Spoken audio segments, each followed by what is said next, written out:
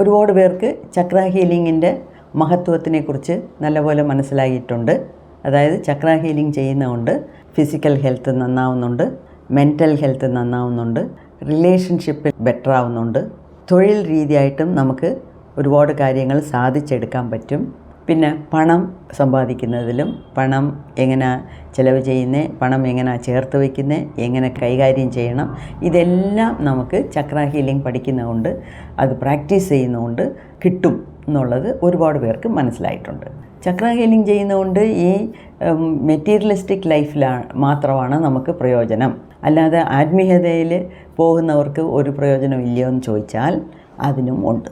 അപ്പം ഈ ലളിതാ സഹസ്രനാമമൊക്കെ എടുത്ത് പഠിക്കുമ്പം ഓരോ ചക്രാസിലും ഈ ദേവി എങ്ങനെ കുടികൊണ്ടിരിക്കുന്നു എന്നുള്ളതിൻ്റെ ഡിസ്ക്രിപ്ഷനൊക്കെ ഉണ്ട്.